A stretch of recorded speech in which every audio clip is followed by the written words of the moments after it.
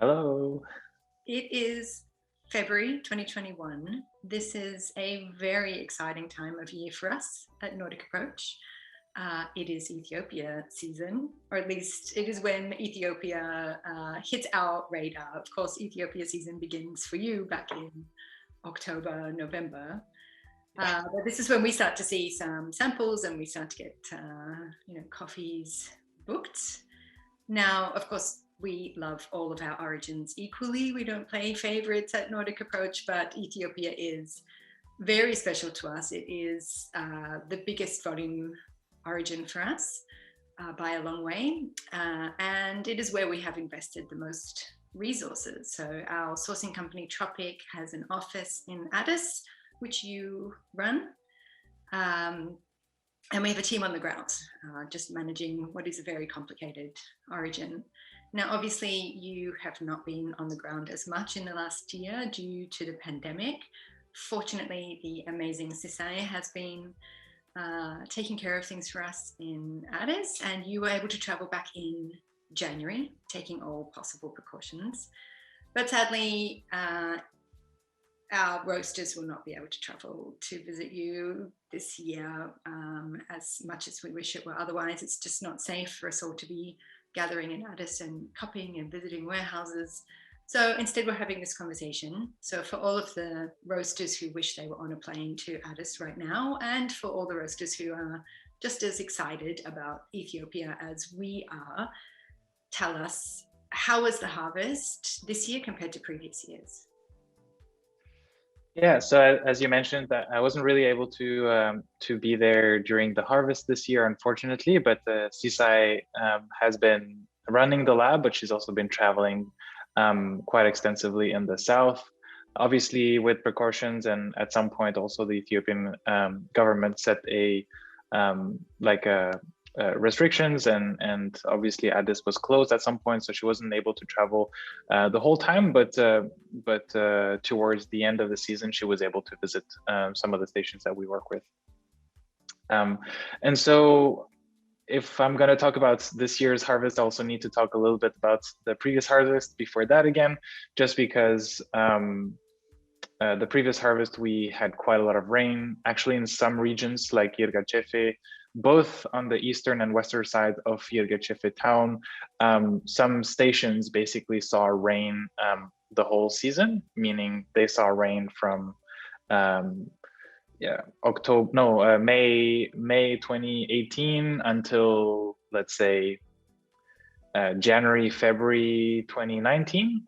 And then they had a short period of dry season, and then rain started again in around April, May of 2019, and then moving forward until 2020, and now 2020, the same thing happened again. So some stations have seen quite a lot of rain the past years, and this year, fortunately, rain started in May and ended when it's supposed to end, which is around October.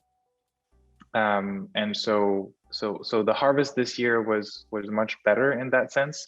The temperature was slightly higher, the rain was slightly lower in some regions, and that basically meant that yields were also higher. Maturity of cherry was also better in some regions that saw a lot of rain. There was a lot of swelling of cherries, which means, complexity is not great, at least in the beginning of the harvest. And then in other regions, complexity and growth of the cherry was how it's supposed to be. And so basically harvest happened, and then there's the drying period. And since rain stopped around October, early November, then a lot of stations that we work with actually were able to dry their coffees properly this year without too much complexity.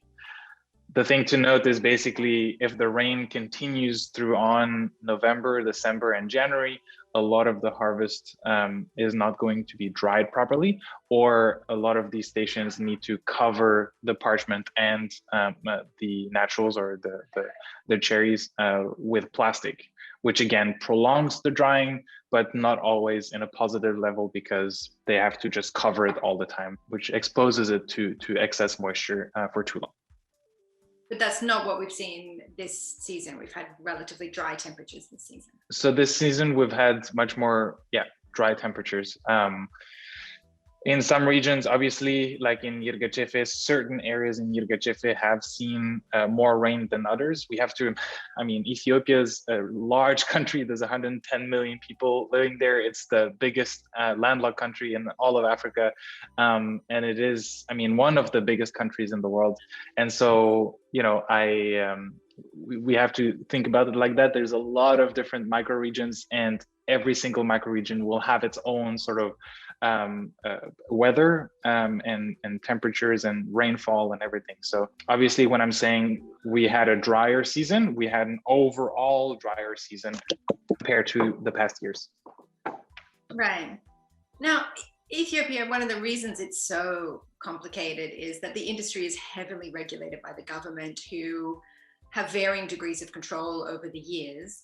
Inevitably, there's always some big change. Often it happens in the middle of the season, which kind of throws trade into disarray.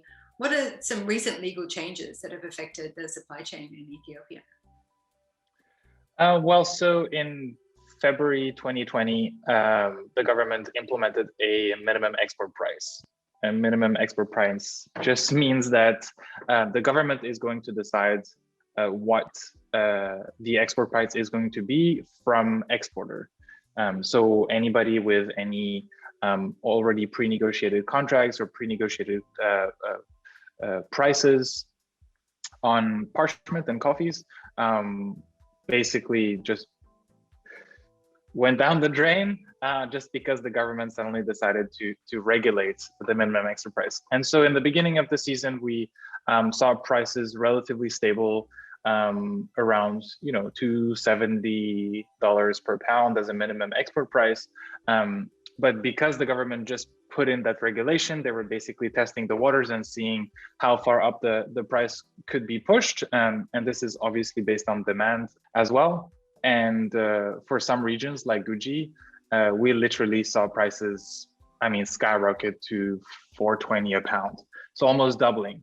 And the changes happen daily to begin with, which is completely chaos. So even daily, we saw prices go up and down $1 a pound, which is huge. And eventually in April, May, we started seeing prices being changed every week. And now there's still weekly changes for this harvest. But a lot of suppliers are in talks with the government and the Coffee Tea Authority in Ethiopia to have a monthly change of price to create more predictability basically on pricing and contracting. So this is one new rule that's changed the industry quite a lot. The same with the government basically deciding that the ECX will have a maximum parchment price for regions. Well, suppliers basically are motivated to have their own supply chain and not push a lot of coffee through the ECX. But obviously, sometimes you're forced to do that, and you have to push through the ECX. But basically, they're motivated to run their own operation. We can spend hours talking about these new small regulations, but basically, a lot of it is monetary. This year, Ethiopia or the national bank changed the banknotes. So all the 100 bir were changed. A new 200 bir note was introduced to the market, and all the other notes were basically changed. And this is for the government to sort of regulate the currency more. Try to minimize corruption, basically, and try to put in as much money into the banks so that they can reinvest that money for future. So this has also changed, I think, the coffee industry to a certain extent, because nobody previously had, or very few people had bank accounts previously, or some had bank accounts, but with zero money in it, they just had to open it and that's it. And so this regulation forced basically the whole population to put in their money into an account, or at least go to a bank to be able to change their notes into new notes. And yeah, so I think this is quite a positive development for the country, and I think we'll see sort of the fruits from that in the coming years. I guess one negative part is that inflation rate is sky high. It's 20%, or at least last year it was 23%. So yeah, there's a reason why I think cherry prices are a bit higher. And we've also seen inflation is pretty high. The devaluation of the beer against the US dollar since then as well, haven't we? Absolutely. So, I mean, when last year $1 was about 30 bir, and now $1 is closer to 40. So to account when we're looking at local prices paid to farmers for cherry, for example, or for parchment, is that that doesn't buy you as much USD as it did a year ago. Exactly. And a lot of other small regulatory changes that have an effect on coffee, but that have an effect on the population and the farmers as well. But again, like going into all the small details, we'll be here for a few hours, I think. So in addition to the usual complications that we have come to expect in Ethiopia, we've had a global pandemic on top of that. How has that affected production in Ethiopia and the trade of Ethiopian coffee? I think a lot of people have seen the news and are looking to, towards Brazil, the US, I mean, Europe, also all the different countries going into lockdown, into state of emergency, closing their borders. It's been, I mean, to put it mildly, it's been quite crazy, and quite a lot of things have happened, obviously, in the world. And we have very little information about, I mean, COVID in general in Africa. Most people are saying that Africa has not been touched that much with COVID, which could be true. But again, I think we'll never really know the numbers in Africa. One thing I can say about Ethiopia is that the median age is, to my knowledge, 17 years old. So I mean, the population it's 110 million people with a median age of 17 years old. You can just imagine there's very, very young people and quite a lot of children, obviously, in Ethiopia. And so I don't know, we don't know how COVID really works, but obviously, like, if people get sick, then and it's very young people, then they will recover to a certain extent. So the death rate, to my knowledge, and to our knowledge, because that's what's been communicated by the Ethiopian government or in Africa in general, have been quite low. And so, yeah, Ethiopia saw a state of emergency for 2 months, but after that, life has sort of gone back to being relatively normal. So masks are mandatory, but not everybody can afford masks. And so in Addis, I think, is the only place where you see masks. I mean, I haven't traveled to the south or anywhere else in Ethiopia, but basically what I'm hearing from suppliers and what I'm hearing from Sisai and from other people that live also in the south is just, if you wear a mask, people laugh at you or think that you're sick, So actually wearing a mask is more of a security risk than not wearing a mask. So I think we obviously need to be very, very careful. And we always need to test ourselves and everything to not, bring COVID and spread it around to farmers, obviously. So this is also one of the reasons I'm not really traveling around. But yeah, COVID has not affected production or has not affected, farmers to that extent. The only thing it has affected, obviously, is demand for Ethiopian coffee. So now, early in the export season, prices have been pushed down because demand for Ethiopian coffee is not as high as it was maybe last year. Or maybe a lot of, these are all assumptions, obviously, but maybe a lot of roasters and a lot of importers around the world are a bit long on Ethiopian coffees and possibly not buying the same volumes or growing their volumes. And so yeah, COVID has affected the coffee industry, and we're seeing it now, but it didn't affect so much, I would say, farmers in that extent. And is it impacting on logistics? Is it delaying delivery of coffee to Djibouti or shipping of coffee?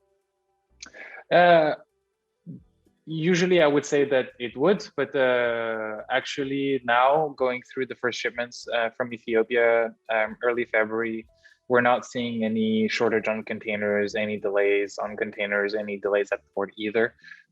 So for now, I would say no. Um, but the busiest season is March, April, May. So we'll see. We'll have to come back to that.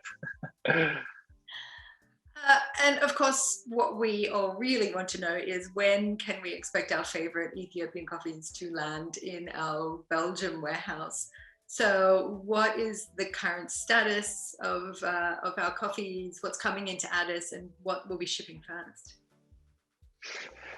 Yeah, so interestingly, often West RC coffees or Northern Sidamo coffees are the first, and Limu are the first coffees to arrive to Addis. And they were this year as well. As mentioned, a lot of small microclimates and regions have seen quite a lot of rain. And so honestly, cupping through, hundreds of coffees the first weeks of January, it was quite difficult to make any specific selection just because complexity was a bit down and there was a small lack of acidity in the coffee. But from second week and onwards of January, there's been quite a lot of, or quite a few gems actually, from Limu and also from some from West RC and Guji sort of coming in to the mix as well. And so yeah, we're aiming to ship the first container to Nordic Approach with some Guji and some actually Southern Yugochefe coffees already now. I think the first container left Ethiopia last week, Friday, and is in Djibouti port now and should be arriving Belgium within the next 5 weeks, I would say. Here we'll see if there's any delays along the way, obviously due to COVID. And then basically from now on, we'll continuously ship containers to Nordic Approach. So I would say late March, early April, we'll start seeing coffees coming into the Belgium warehouse. That is extremely exciting. We also have a fairly early container of naturals, or earlier than usual, am I right? Yes, so naturals usually are brought into Addis for shipment in March, and it's regulated. It's the government prioritizing wash coffees because they know these are the coffees that are ready first. So they're prioritizing shipment of wash coffees between February and March, but some suppliers and some regions are allowed to bring natural coffees through the ECX checkpoint in Dilla and to Addis earlier than March. So actually we have one early natural container from West RC Northern Sidamo area that's supposed to ship within the next 2 weeks. Alex, thank you so much for your time. Thank you, Suzie.